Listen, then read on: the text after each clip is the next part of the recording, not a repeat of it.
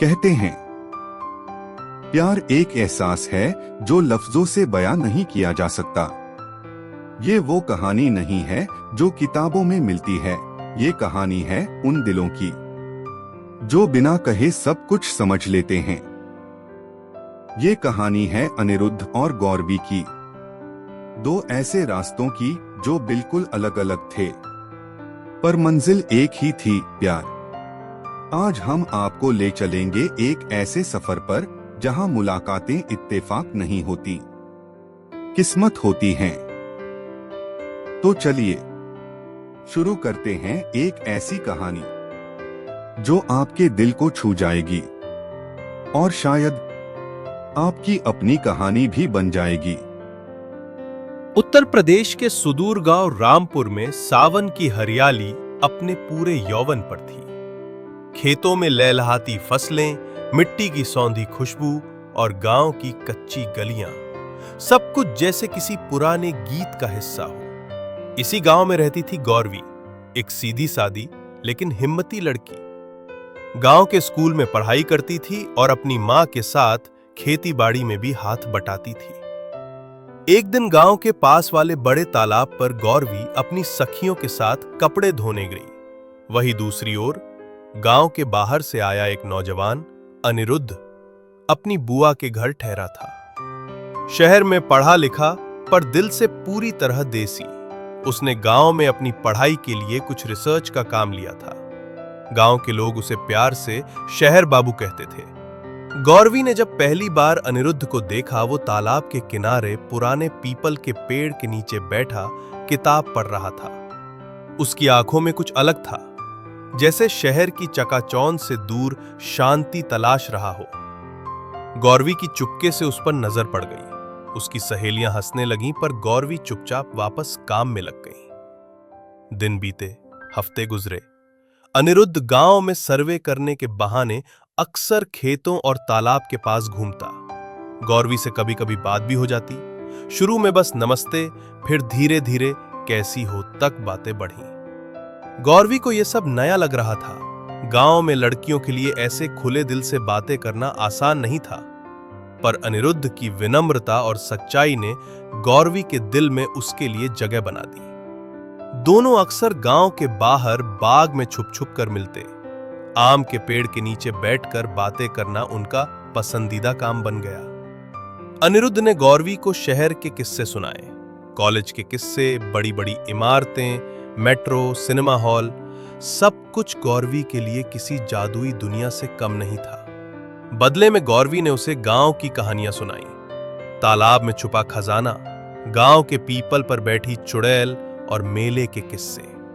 सब कुछ खूबसूरत चल रहा था, लेकिन गांव की दीवारें उतनी आसान नहीं थीं। एक दिन गांव के कुछ लोगों ने गौरवी और अनिरुद्ध को बाग में बैठे देख लिया। अफवाहें उड़ने लगी। गौरवी के घर में तूफान आ गया। उसकी मां ने बहुत डांटा। गांव की लड़कियां ऐसे नहीं करती। तेरा नाम डुबा दिया। अनिरुद्ध भी परेशान था। वो चाहता था कि गांव वालों को अपनी नीयत समझाए, पर कौन सुनता। गांव में शहर के लड़के को जल्दी से फरेबी मान लिया जाता। लोगों ने अनिरुद्ध पर इल्जाम लगाए कि वो गौरवी को बहला रहा है।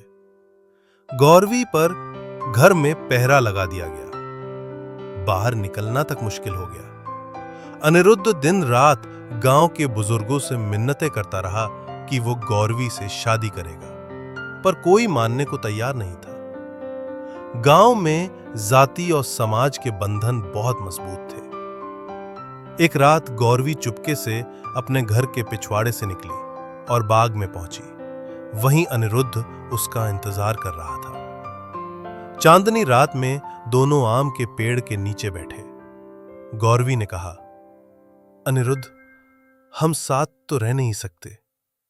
मां का दिल टूट जाएगा। गांव वाले तो मार ही डालेंगे। अनिरुद्ध ने गौरवी का हाथ पकड़ा। गौरवी, तुम पर कोई उंगली नहीं उठा सकता। मैं तुम्हारे बिना नहीं रह सकता। शहर चलो मेरे साथ। गौरवी की आंखों में आंसू थे। मुझे मां को अकेला छोड़कर नहीं जाना। तुम वापस लौट जाना, पर एक वादा करो, अगर मैं कभी तुम्हारे बिना मजबूरी में रह गई तो तुम मुझे लेने जरूर आओगे। अनिरुद्ध ने कसकर उसका हाथ पकड़ लिया। मैं वादा करता हूं गौरवी, एक दिन तुम्हें इस गांव से आजाद करूंगा। चांदनी रात गवाह है। दोनों ने एक दूसरे को गले लगाया। चांदनी रात उनकी मोहब्बत पर पर्दा डाल रही थी। अगले दिन अनिरुद्ध गांव से चला गया। गांव वालों ने चैन की सांस ली, लेकिन गौरवी की दुनिया उजड़ गई। उसने मन मारकर गांव में रहना कबूल कर लिया। उसने अपनी मां की देखभाल में खुद को लगा दिया और चुपचाप अपने पहले प्यार को दिल में छुपा लिया। समय बीतता रहा। गौरवी की शादी के रिश्ते आए, पर उसने सब ठुकरा दिए। उसकी मां अब बूढ़ी हो चली थी, बीमार रहने लगी थी। गांव में लोग अब भी गौरवी को शहर बाबू की लड़की कहकर ताने मारते। करीब 7 साल बीत चुके थे। गौरवी ने सोचा था कि अनिरुद्ध अब उसे भूल गया होगा। वो गांव छोड़कर कहीं नहीं गई थी। एक दिन गांव में अचानक एक बड़ी गाड़ी आकर रुकी। लोगों ने देखा कि अनिरुद्ध उतरा। वो बड़ा अफसर बन चुका था। सफेद कुर्ता, बड़ी कार और साथ में वकील भी। वो सीधे गौरवी के घर पहुंचा। उसकी बूढ़ी मां को प्रणाम किया और कहा, मां, अब गौरवी को और कष्ट नहीं होगा।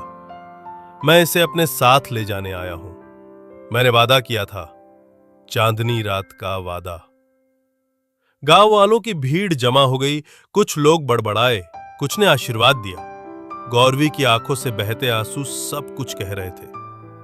मां ने कांपते हाथों से बेटी का हाथ अनिरुद्ध के हाथ में रखा और बोली, जा बेटा, अब खुश रहे। तेरे बाप की तरह किसी की बात मत सुनियो।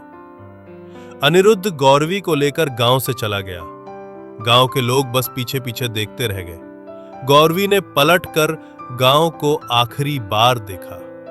वही तालाब, वही बाग, वही मिट्टी। अब वो इस मिट्टी से ऊपर उठ चुकी थी। शहर में पहुंचकर गौरवी ने अपने नए जीवन की शुरुआत की। अनिरुद्ध ने उसे कॉलेज में दाखिला दिलाया।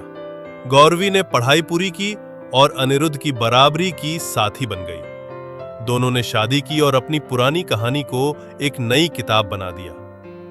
आज भी कभी कभी गौरवी अनिरुद्ध से कहती है, उस चांदनी रात ने हमें कभी अलग नहीं होने दिया।